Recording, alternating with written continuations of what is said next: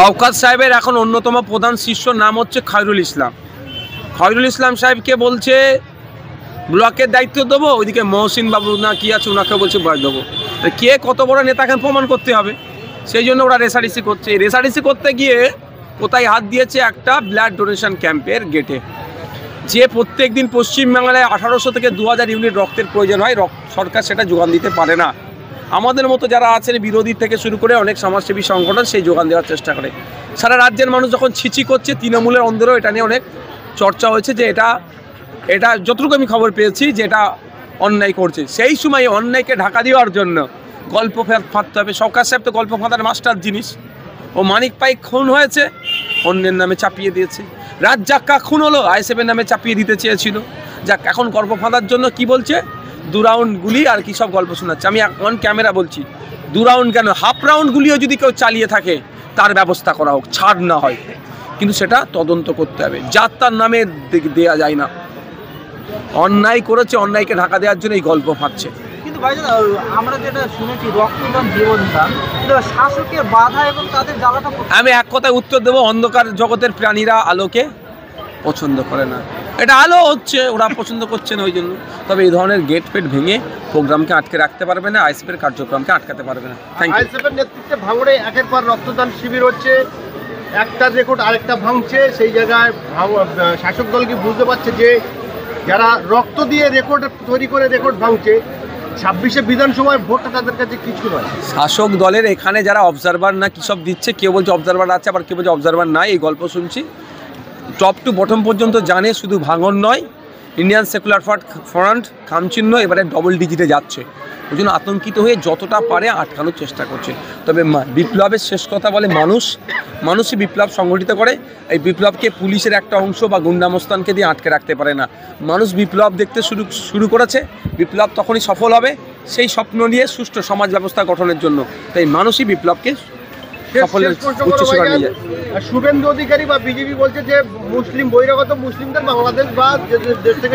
একটা কথা বলবো, শুভেন্দু অধিকারীকে ধরে জেলের মধ্যে ভরে দিতে বলে। হাসিনাকে নিয়ে লালন পালন করছে মমতা ব্যানার্জি। প্রথমে একটা কথা বলি, মমতা ব্যানার্জি শুভেন্দু অধিকারীকে ছেড়ে রেখেছে। মমতা ব্যানার্জির কাজ হবে শুভেন্দু অধিকারীকে ধরে জেলের মধ্যে ভরে রাখা, তাহলে বাংলায় কোনো অশান্তি হবে না। শেখ হাসিনা খোঁজ নিয়ে দেখো তো এরকম কতজন ঘুরছে। কি বলছি বুঝতে পারছো না? একটা নয়, কতজন ঘুরছে একটু লিস্টটা দেখো। বাংলাদেশি মুসলমানদের তাড়ছে, কিন্তু শেখ হাসিনাকে লালন পালন করছে। এই বাংলাদেশে এ হচ্ছে, শুনে একটা কথা বলি, এটা রাজনীতি হচ্ছে, এটা মানুষকে বিভ্রান্ত করছে। এরা মূল ইস্যু থেকে মানুষকে মাইন্ডকে ডাইভার্ট করার চেষ্টা করছে। ভাইজান, আপনি এসআইআর ফর্ম নিয়ে মানুষকে বোঝাচ্ছেন এবং মানুষকে আপনি বলছেন যে আপনারা যে বিএলওদের কাছ থেকে স্টাম্প নেবেন, কিন্তু ক্যানিং পূর্বে অধিকাংশ জায়গাতে বিএলওরা ঘুরছেন এবং বিএলওদের সঙ্গে অধিকাংশ তৃণমূলের নেতৃত্বরা ঘুরছেন এবং কোনো প্রমাণপত্র দিচ্ছে না। দেখুন, যদি এক্সট্রা কোনো লোক ঘুরে চরম অন্যায় করছে, বিএলওকে তাহলে প্রভাবিত করছে। ওখানকার মানুষের কাজ হবে তাহলে সিইও ওয়েস্ট বেঙ্গলকে ওই বিএলওর এগেনস্টে কমপ্লেন করা। দ্বিতীয় কথা হচ্ছে, বিএলওকে স্টাম্প দিতেই হবে। যদি বিএলও স্টাম্প না দেয়, আমি অনুরোধ করব যে বিএলওরা দিচ্ছে না, ক্যানিং পূর্বের মানুষ যদি আমার ভিডিওটি দেখেন, মিডিয়ার মাধ্যমে যদি দেন, ইমিডিয়েট আপনারা আপনাদের ইআরও ইলেকট্রাল রেজিস্ট্রেশন অফিসার তাকে আপনারা কল করে জানাতে পারেন, বা 1950 আপনাদের ফোন থেকে 1950 এই নাম্বারে কল করে ওই বিএলওর এগেনস্টে বলতে পারেন। হবে। আমি অনুরোধ করব এটাই প্রত্যেকটা ভোটারকে, যে আপনারা আপনাদের গণনা ফর্ম সাবমিট করার পরেই আপনারা রিসিভ কপি একটা নিয়ে নেবেন, যে রিসিভ কপিতে সিগনেচার, স্টাম্প, তারিখ থাকবে।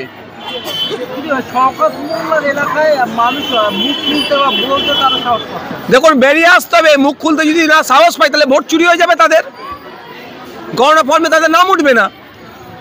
নির্বাচন কমিশনকে জানাক, শওকত মোল্লাকে ধরে জেলে ভরে দেবে, ঘাড় ধরে ওকে জেলে নিয়ে যাবে যদি ওর নেতৃত্বে এটা হয়। নির্বাচন কমিশনকে তো জানাতে হবে, ঘাটটা ধরবে, প্রশাসনকে অর্ডার করবে, ঢুকিয়ে দেবে। কারণ সংবিধানকে সামনে রেখে এসআইআরকে যদি কেউ অবজ্ঞা করে, অবজ্ঞা কেউ করতে পারবে না। যদি এসআইআরকে কেউ প্রভাবিত করে, সে সংবিধানকে আঘাত দিচ্ছে।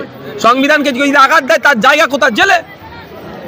আপনারা যে ফর্মটা দেখাচ্ছিলেন, ওই ফর্ম ছাড়া কি অনলাইনে যারা ফিল আপ করবে সেগুলো ব্যবস্থা? অবশ্যই অবশ্যই, আমি তো অনেক আগে বলেছি, দুটো ওয়েতে আছে, দুটো মুডে, অনলাইন অফলাইন।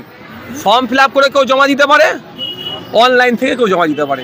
বাট আমি অনলাইনে একটু এক্সপার্ট কম, বেশি এক্সপার্ট না। যারা অনলাইনে এক্সপার্ট তারা তারা অনলাইনে করতে পারে, চাইলে অফলাইনেও করতে পারে। যারা অনলাইনে করছে তাদের যে বাড়িতে যে ফর্ম দিয়ে গেছে সেই ফর্মটার করণীয় কি? দেখুন, দারুণ প্রশ্ন করেছেন। কেউ যদি অনলাইন অফলাইন দুটোই করে, একটা কেটে যাবে, একটা থেকে যাবে। যারা অনলাইনে করছেন, বাড়িতে ফর্ম দিয়ে যাচ্ছে, তাদের উচিত হবে বিওলো স্যার বা ম্যাডামকে ডেকে ফর্মটা রিটার্ন করে দেওয়া, যে আমি অনলাইনে করে দিয়েছি। পেতে আর কোনো সমস্যা নেই। আমি যতটুকু আপডেট পেয়েছি ততটুকু দিচ্ছি, তবে আমি মনে করি অফলাইনে করাটাই বেটার।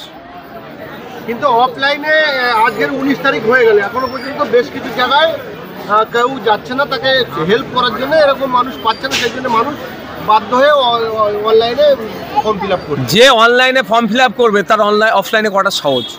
অনলাইনে যিনি করছেন তিনি বললাম না আমার থেকে অনেক বেশি এক্সপার্ট, তিনি, আমার অতটা জ্ঞান নেই অনলাইনে।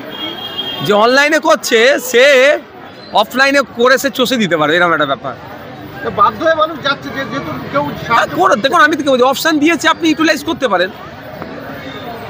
এখনো অধিকাংশ মানুষের আই কার্ড হয়নি, তো যাদের আই কার্ড হয়নি তারা সেই ক্ষেত্রে তারা কি করবে? তাদের মানে 20-26 বছর বয়স হয়ে গেছে, অথচ ফর্ম নাম্বার 6 নতুন ভোটার অ্যাপ্লিকেশন, ফর্ম নাম্বার 7 মৃত ভোটারের ডিক্লারেশন, ফর্ম নাম্বার 8 কারেকশন, এই 3টে ফর্ম আছে।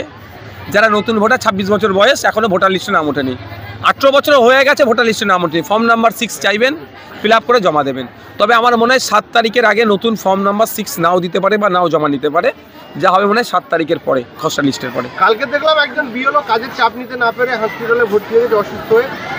ইলেকশন কমিশন কেন এত তাড়াতাড়ি বা এটা আমি আগেও বলেছি যে যা সময় দিয়েছে যারা বিএলও তাদের উপর অত্যাধিক চাপ হচ্ছে। বাড়ি বাড়ি গিয়ে ফর্ম দাও, আবার বাড়ি বাড়ি গিয়ে ফর্ম কালেক্ট করো, একবার নয় একাধিকবার আপনার বাড়িতে আসার নিতাম দিচ্ছে, আবার সেটাকে নিয়ে অনলাইনে আপলোড হচ্ছে। আমি আপনাদের বলছি একটা কথা, একটা হেভি অংশের বিএলওরা এখনও পর্যন্ত কীভাবে আপলোড করতে হবে সঠিক নির্দেশটাই জানে না তারা, সেরকম। কারণ বয়স্ক আছে, সে ফোন ঠিকঠাক ইউজ করতে পারে না, সে অ্যাপের মাধ্যমে কিভাবে করবে? এটা নির্বাচন কমিশনকে দায়ী নিতে হবে, টাইম দিতে পারতো নির্বাচন কমিশন। 3 বছর সময় লাগে, আগের বারে যে এসআর হয়েছিল 3 বছর ধরে, আর সেইটা ইলেকশন কমিশন এই তড়িঘড়ি 2 মাসের মধ্যে করছে, কারণটা কি বলে মনে হয়? কারণ কি আমি বলতে পারবো না, নির্বাচন কমিশন জানে, এটা সুপ্রিম কোর্টকে জবাব দিতে হবে। এই নিয়ে সুপ্রিম কোর্টে মামলা হয়েছে, আপনাদেরও বলবো 2-4টে দিন অপেক্ষা করুন। আমারও কি ভূমিকা আছে এসআইআর নিয়ে, আইনি ভূমিকা, সেটা আমি